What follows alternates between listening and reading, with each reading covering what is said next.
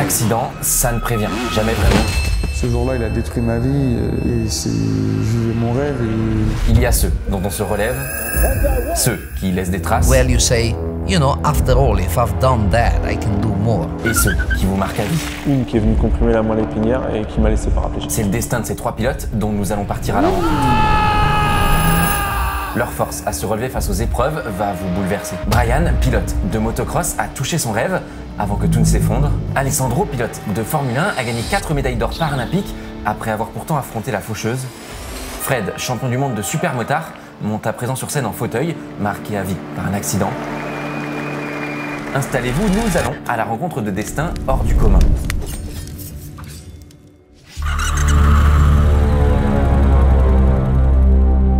Je fais pas toujours des claps, mais là, comme je suis devant, ça me servira à tout synchroniser. Est-ce que tu peux te présenter?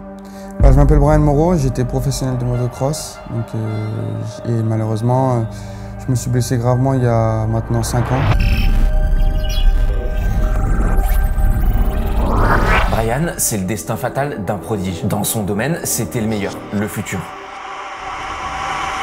Comme Brian Moreau, 15 ans, pétri de talent. Dude, the kid's got freakish talent. He's really, really good on Supercross. Mais avant ça, il faut qu'on parle de son enfance.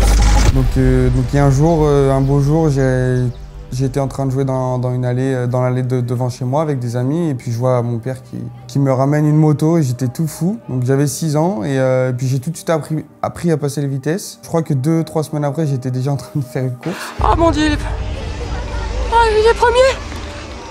Il est parti premier. Donc j'ai fait 3-4 courses. Je me suis fait mal d'entrée, je crois.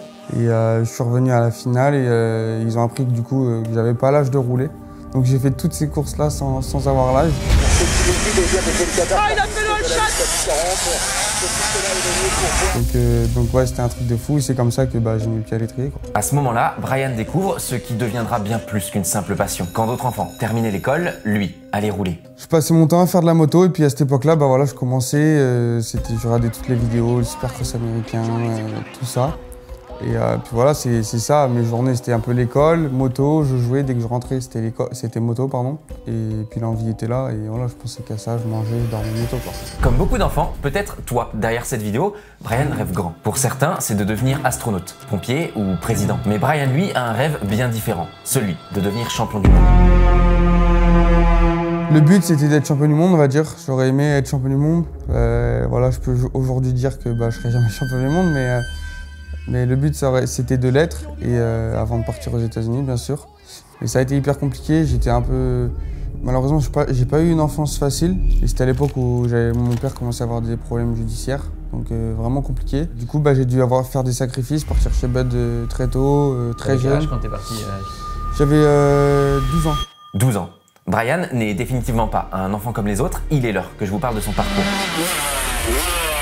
Donc à 3 ans, il commence la moto alors qu'il sait à peine marcher. À 6, poussé par son père, il fait ses premières courses sans même avoir l'âge légal. À 12, il quitte sa famille et se retrouve seul dans le sud de la France. J'ai un appartement tout seul, sans ma famille, à 400 km de chez moi.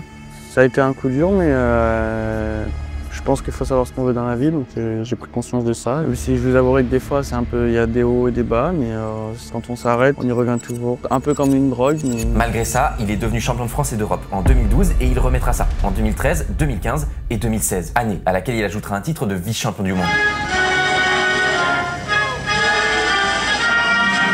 Vous l'avez compris, on parle ici d'un génie du motocross. Il a clairement été médiatisé comme aucun autre jeune pilote avant lui. C'est comme si c'était écrit, noir sur blanc. Brian, c'est le futur, il deviendra champion du monde. Et pourtant, rien n'est encore acquis. Le palmarès de petit ne va pas...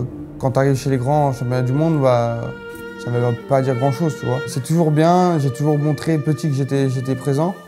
Mais voilà, quand tu arrives en championnat du monde, faut montrer, c'est maintenant que ça se passe, tu vois. Malheureusement pour Brian, tout ne va pas se passer comme prévu. C'est sûr, il est l'un des plus rapides du plateau, mais, chute, erreur, il ne réalise pas ce qu'on attend de lui.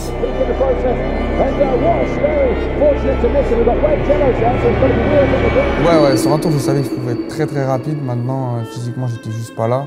Mentalement, et au final... non plus. Bon, tu faisais tes meilleurs tours dans les derniers tours, Brian. Comment tu as fait pour partir plein de travers? Brian vit sans doute l'une des pires périodes de sa vie lorsque le téléphone se met à sonner. Ces KTM, marque légendaire au bout du fil. Ils veulent que le petit génie les rejoigne de l'autre côté de l'Atlantique pour vivre le rêve américain, mais... Je leur ai dit que j'aurais aimé rester en Europe. Et oui, n'oubliez pas, Brian, son objectif c'était d'être champion du monde avant de partir aux États-Unis. Bien sûr. Les cartes sont donc redistribuées et Brian prendra finalement son envol pour une nouvelle aventure. Bah là-bas, ouais, j'arrive tout seul, ouais. Tout seul, sans famille, sans amis. À partir de maintenant, ce que vous allez entendre est exclusif. Brian ne s'est pratiquement jamais exprimé sur son arrivée aux États-Unis et l'histoire qui s'est déroulée il y a 5 ans, quasiment jour pour jour. Okay. All right. Good job. Thank you. Ouais, bah écoute, l'entraînement hivernal il se passe super bien, j'étais super content, je roulais super bien et j'étais prêt pour le début de la saison, la première épreuve, donc j'avais vraiment hâte que ça commence. Et puis bah là, du coup, bah voilà, il y a eu ce jour où bah, ça a changé ma vie de A à Z et qui a rendu les choses ultra compliquées. Et voilà, ça n'a pas été une journée facile. Cette journée, c'est celle de la première épreuve de la saison. Attends pas.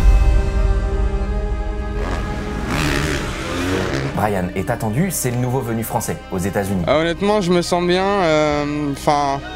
Ouais, pour être honnête, je me sens le mieux possible. Dans les médias américains, il est présenté comme le prodige au talent fou. Dude, the kid's got freakish talent. He's really, really good on Supercross. Pourtant, tout est nouveau pour lui ici. Oh, it's big.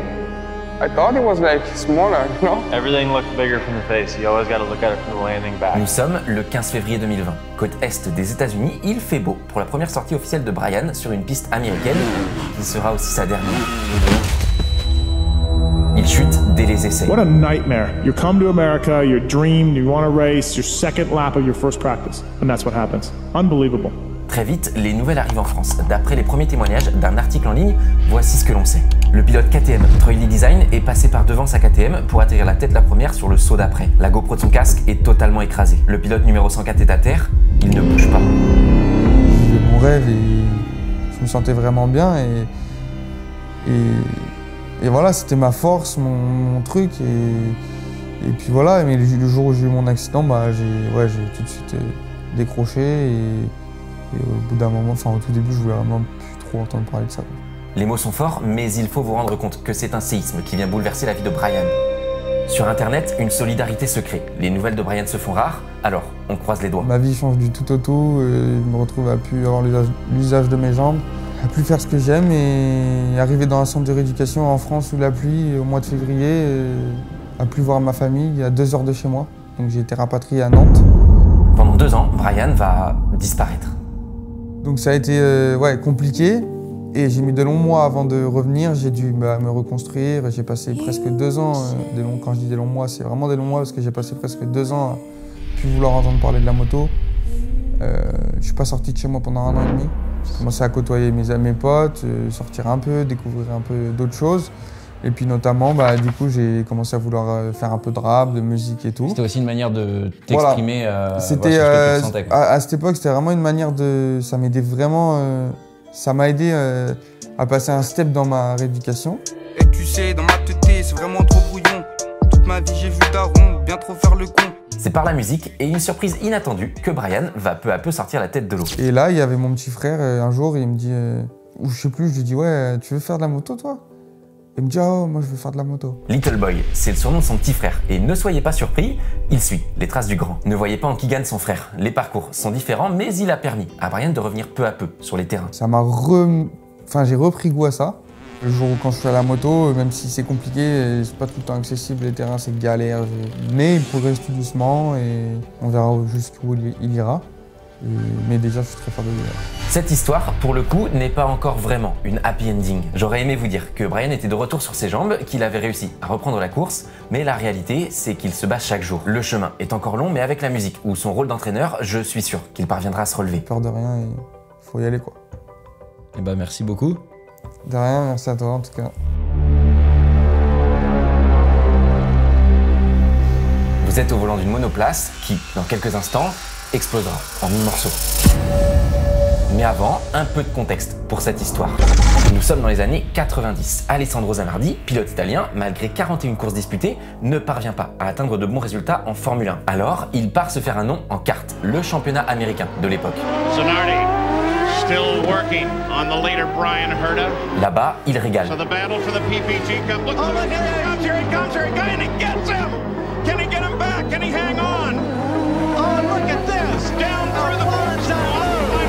Peur de rien, il fait le spectacle à chaque apparition. Sa signature, c'est le fameux Donuts.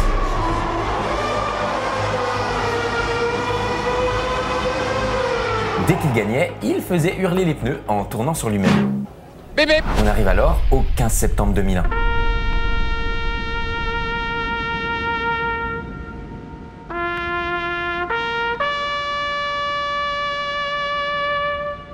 Nous sommes quelques jours seulement après l'attentat des tours jumelles et le sport américain est en deuil. L'épreuve américaine est délocalisée en Allemagne. The great overlying question here, though, is the emotional condition of these teams and drivers, the psychological effect of this great tragedy. Certains, dont Zanardi, expriment leur souhait de ne pas prendre le départ. Mais, comme on dit, en Amérique, Zanardi sort alors des stands après un ravitaillement et c'est là qu'il perd soudainement le contrôle. Devant la violence de cette scène, nous préférons vous montrer ce document consacré à la langouste.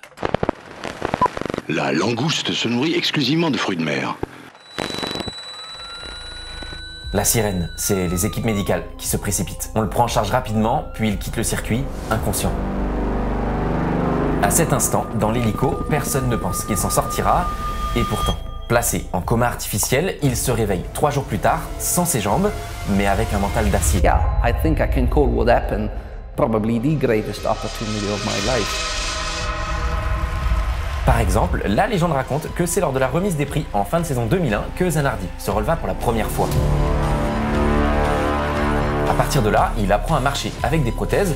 En fait, pour lui, rien n'a changé. Il lui faudra peu de temps pour réaliser l'impensable. 2003, 2 ans après l'accident, il retourne en Allemagne sur le circuit qui aurait pu lui coûter la vie. Il s'installe dans une voiture adaptée avec commande au volant afin de boucler les 13 tours qu'il n'avait pas pu terminer ce jour-là.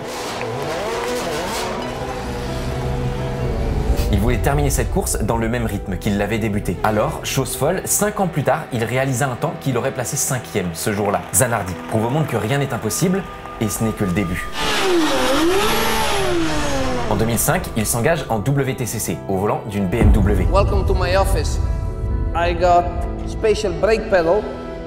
Steering wheel is a little bit more complicated, but of course very, very personal, as my needs are pretty unique in this field. Vous connaissez le bonhomme, il revient pour gagner.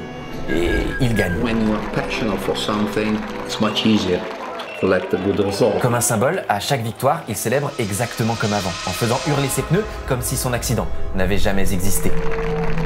C'est vraiment l'histoire d'un homme qui aurait pu rester tranquillement dans son canapé, mais qui a décidé de se battre.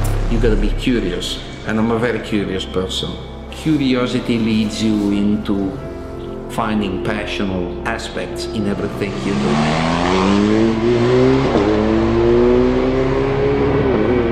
2007, marathon de New York.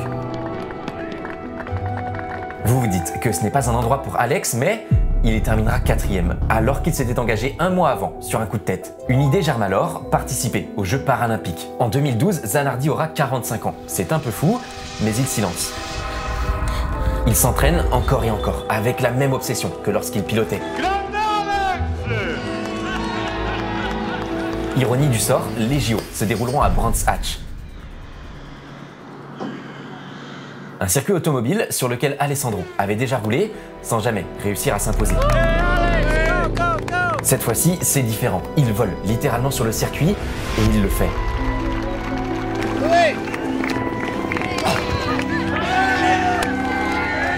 Zanardi devient un champion paralympique.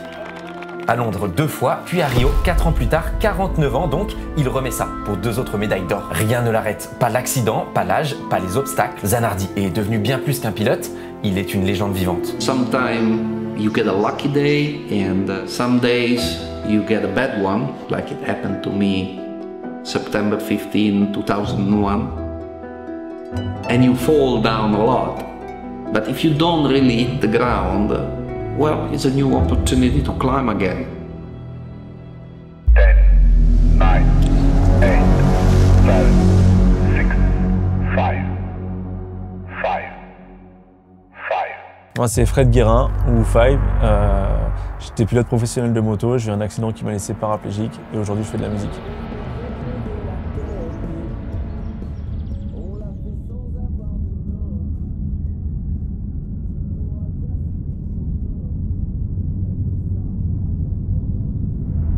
Five, c'est l'histoire d'un pilote au talent fou qui finira par monter sur scène en fauteuil.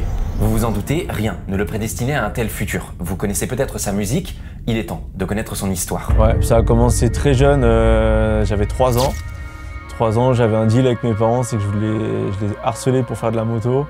Et le deal, c'était que je fasse du vélo sans les petites roulettes.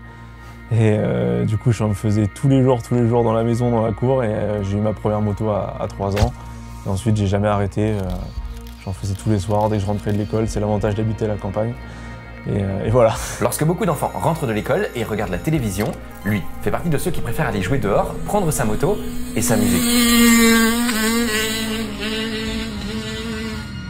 Bah, comme tous les gamins, j'étais un peu rêveur, j'avais pas d'objectif. L'objectif peut-être final du truc, c'était vraiment de rouler. Moi, c'était comme les pilotes américains, c'était de rouler aux États-Unis. Rouler aux États-Unis. Ricky Carmichael taking another chance by the bar. They look at each other.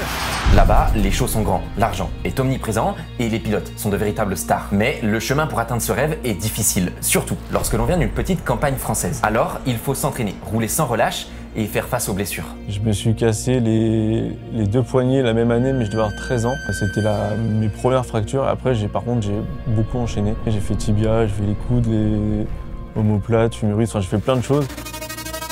La direction que va prendre sa carrière est pour le moins inattendue. Fred Guérin, 18 ans, je viens de Normandie, à côté de l'Aigle. En 2009, alors qu'il n'avait jusqu'alors goûté qu'à la terre, Fred se rapproche du bitume, de la gomme usée et des virages serrés. Vous l'aurez compris, il devient peu à peu un excellent pilote de super-motard. Je me suis fait 2 fois la ligament croisé la même année. Du coup, j'ai été arrêté près d'1 an et j'ai rencontré Ludovic Luquin qui m'a proposé de venir tester le super-motard. J'ai essayé, je me suis retrouvé en tête du championnat après les 3 premières courses, alors que je devais faire que les 3 premières.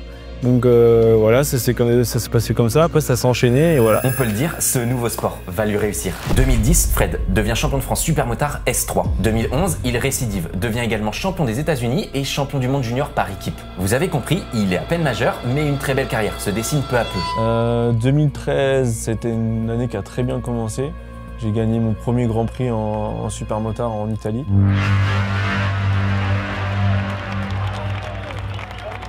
J'avais un deal pour faire le championnat d'Allemagne de Supercross. Et je suis parti en Allemagne, je sais plus, en octobre, je crois, pour me préparer la saison. On s'est bien entraîné, on avait une épreuve de préparation aux Pays-Bas, une semaine avant le début du championnat d'Allemagne. Et c'est là-bas que j'ai eu mon accident. À ce moment-là, Fred a 20 ans. Un show à l'américaine, dans une salle gonflée à bloc, une de ses soirées qu'il admirait tant étant petit. Le spectacle commence, le bruit des moteurs envahit la salle, et la suite, c'est Fred qui la raconte le mieux. Cet accident, est-ce que ça te dérange d'en parler? Est-ce que tu peux en parler? Qu'est-ce qui s'est passé globalement? Ouais, alors moi, non, ça me dérange pas du tout d'en parler. Ça s'est passé, c'était sur une finale, je crois, ou une demi-finale, je sais plus exactement. Mais je suis parti milieu de pack, dans le peloton, quoi, on va dire, et le premier enchaînement, sur un double, il y a un pilote qui s'est manqué derrière moi, qui est venu me ratterrir sur le dos. Ça m'a cassé 4 vertèbres, dont une qui est venue comprimer la moelle épinière et qui m'a laissé paraplégique. Dès l'instant, je sais exactement ce que j'ai. Et je sais que je suis paraplégique. 4 vertèbres fracturées, les chances de remarcher sont infimes. Cette passion qui a animé tous ses rêves, toute sa vie, vient de lui bouleverser son destin. J'ai eu une période où j'ai vraiment tout coupé. J'ai supprimé, donc à l'époque c'était Facebook, j'avais YouTube aussi, mais j'ai tout supprimé. J'ai vraiment fait un break d'1 an et je me suis déconnecté de tout ça pour me retrouver moi-même et voir déjà ce que je pouvais faire et ce que j'allais faire de ma vie, quoi. Il fait tout pour réapprendre et accepter mentalement que la vie ne sera plus jamais la même. Je suis un peu dans le déni pendant 1 an, 2 ans. Enfin, dans le déni, je fais tout pour remarcher, je suis persuadé que je vais remarcher. Comment peut-on accepter un tel sort? Certains d'entre vous se reconnaîtront peut-être, c'est par les mots que la solution viendra. J'étais quelqu'un de très réservé, j'avais des choses à dire et je ne savais pas forcément les dire à mes proches ou même à moi-même. J'avais besoin de mettre ça sur papier, quoi, d'écrire tout simplement. Donc j'ai commencé à écrire. J'ai fait des petits bouts de texte, des petits bouts de texte sont devenus des petits freestyles de rap et petit à petit ces petits freestyles j'essaie d'en faire des morceaux et voilà quoi, c'est une suite logique après. Une nouvelle carrière est alors peu à peu en train de naître, désormais appelée le Five. Depuis l'époque du vide, t'inquiète pas j'en ai fait, fini de me faire des films et j'ai plus le temps pour les fêtes, ça fait des mois que je suis tout... Ce sera donc ça, sa nouvelle vie, chanter des morceaux sur scène. Rien ne pouvait pourtant prédire un tel destin pour Five. Pour la petite histoire, Fred est remonté sur une moto depuis son accident. C'est juste le truc d'y retourner, que tu te poses des questions, comment ci, comment ça. Mais en fait, la nature fait très bien son travail après.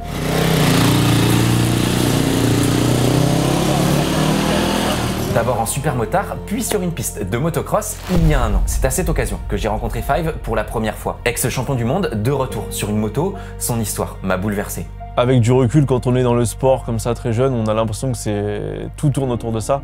Vraiment, c'est le centre du monde, alors qu'en fait, pas du tout. Surtout le motocross, c'est quand même un tout petit milieu. Donc ça, quand on en sort et qu'on coupe vraiment les ponts, comme moi je l'ai fait au début, on prend énormément de recul et on se rend compte qu'on a aussi... on s'est peut-être fermé beaucoup d'autres portes sur plein de choses de la vie et de la culture, enfin plein d'autres choses. Et moi, c'est vraiment ça que j'ai essayé de rattraper et que je fais au quotidien, même si je reste passionné de la moto. Pour moi, c'est plus du tout ma priorité et effectivement, j'ai appris à vivre différemment.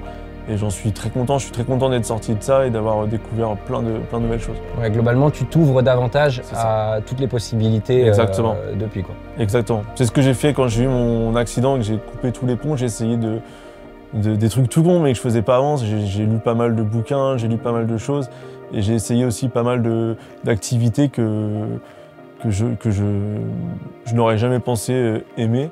Et pour trouver de nouvelles passions, en fait, on est trop centré dans un seul truc. Et moi, c'est ça que j'ai essayé de faire, de vraiment me sortir de ça.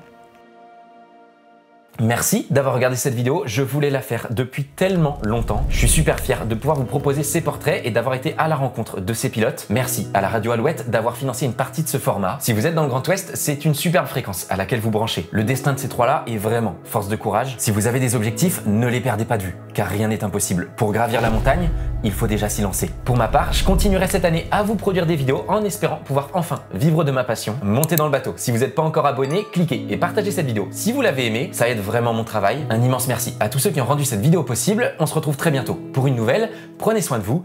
C'était Evan.